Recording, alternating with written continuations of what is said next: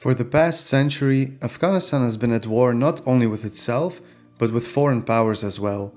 Often referred to as the graveyard of empires, Afghanistan has been able to fight off some of the most formidable superpowers the world has ever seen.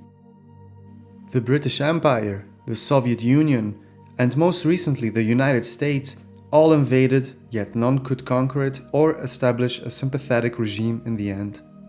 But Afghanistan has not always been a war-torn nation. There was a time in Afghan history of relative peace and prosperity. A time when the country was on course to become a democracy. However, things took a dramatic turn for the worse when a communist revolution broke out that set off a chain of events that would eventually lead to the collapse of the Soviet Union, the rise of Osama bin Laden, the age of jihadist terrorism, and the birth of the Taliban and Al-Qaeda.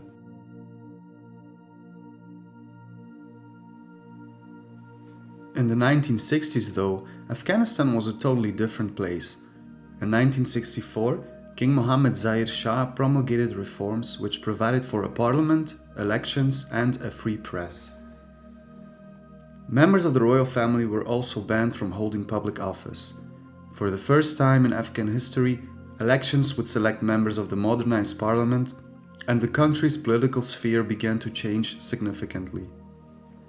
In Kabul, often referred to as the Paris of Central Asia by tourists, women, wearing either Western skirts, headscarves, or burqas depending on their personal inclination, walk next to one another.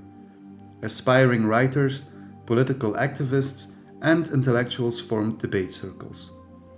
A certain cultural richness and religious tolerance was present, which could be seen in two soaring statues of Buddha that were carved into a cliff in central Afghanistan. Some Afghans were determined to improve their country's trajectory during that brief golden era, like former Prime Minister Mohammad Musa Shafiq, who was not part of Kabul's upper class, but hailed from the deprived and remotely situated Kama district in East Nangarhar province. He was a strong supporter of reforms aimed at increasing the participation of the ignored lower classes in government. Rooted in his religious convictions, he pushed for changes within the context of Afghan values. He sought closer ties with the United States, promised a crackdown on opium growing and smuggling, and was responsible for solving the then ongoing water dispute with Iran. Meanwhile, there were also other forces at work, for a communist movement was brewing beneath the surface. From at least as early as the 1950s, there had been informal Marxist discussion groups in Kabul. And in January 1965, the People's Democratic Party of Afghanistan, also known as the PDPA, was officially formed by an Afghan journalist by the name of Nur Mohammad Taraki. The secret constitution adopted by the party defined party ideology as the practical experience of Marxism-Leninism. It was basically a virtual carbon copy of the Soviet Communist Party rules. From the beginning, the PDPA was split between two main factions, the moderate Parsham, meaning banner, and the more radical Khalq, which means people.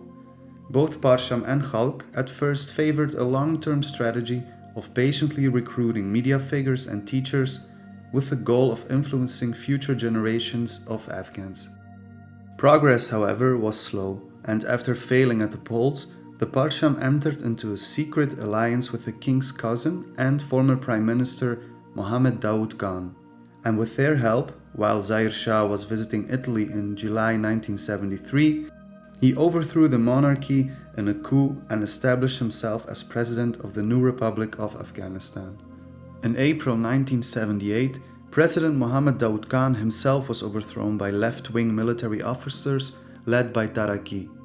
Many of these officers had been trained in the Soviet Union. By pre-arrangement, both party and state posts were distributed between members of the two factions.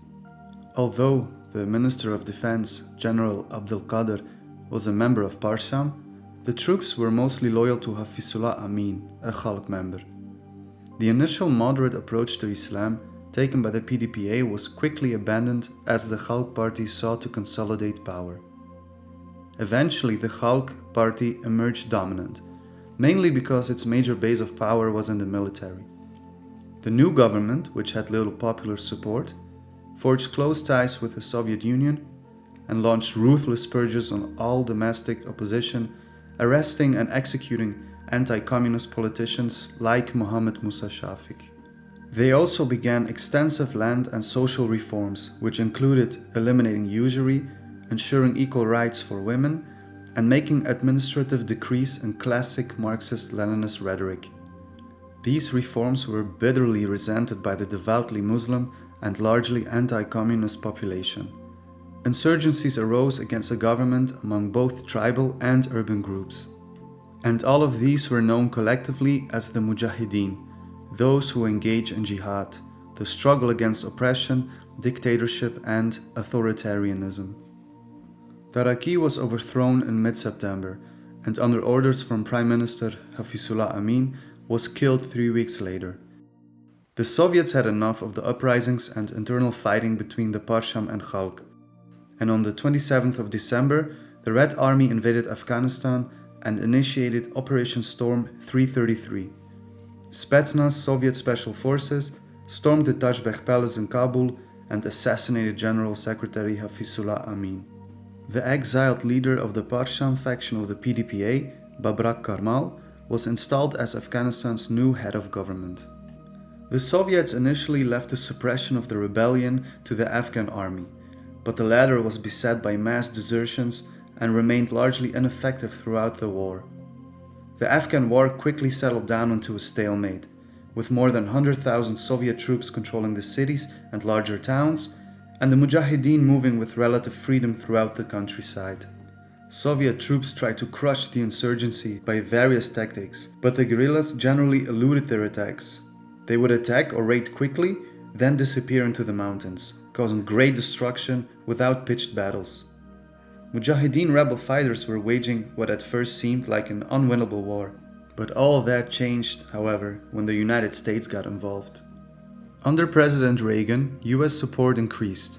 Named Operation Cyclone, it became the largest covert operation ever, and the total cost to US taxpayers was $3 billion.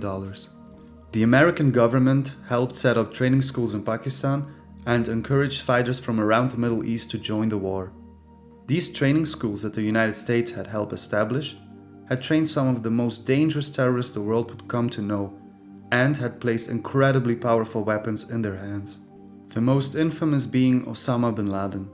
The son of a Saudi billionaire, bin Laden had been a major financier of the Mujahideen in the 80s, spending his own money and using his connections to help build ammunition depots and tunnels. In a campaign spearheaded by Congressman Charlie Wilson, the American government equipped the Mujahideen fighters with advanced weaponry like the Stinger missile launcher, a shoulder-fired anti-aircraft missile by which they were able to neutralize Soviet air power. The Stinger proved to be a real game-changer, with the Soviets losing 1 aircraft per day. One Mujahideen commander remarked, quote, "There are only 2 things we Afghans need, the Quran and more Stingers." End quote. The quality of their arms and combat organization gradually improved, and by this point, the Mujahideen controlled most of the country. The tide of the battle had shifted. With American weapons in their hands, the Mujahideen had a fighting chance that the Soviet Union hadn't prepared for. By the late 80s, the war in Afghanistan became a quagmire for an already crumbling Soviet Union. Having failed to turn Afghanistan into a satellite state, the Soviet Union signed an accord in 1988 with the United States, Pakistan, and Afghanistan, and agreed to withdraw its troops. The Soviet withdrawal was completed on February 15, 1989, leaving behind weapons and military equipment. Your precious armory, gratefully accepted. We will need it. For the people of Afghanistan, though, the fighting was far from over. International attention may have wandered elsewhere, but their fight raged on. As rival militias fought for influence and power, Afghanistan would become a country ruled by warlords and fall into chaos. It was this chaos that gave rise to a new religious political movement of battle-hardened Mujahideen that would call themselves the Taliban, the Pashto word for students, drawing its recruits from religious schools called madrasa in Pakistan and the southern province of Kandahar. Thank you so much for watching. If you enjoy this type of content, please consider giving it a like and subscribe. It would really help out the channel. See you all in the next video.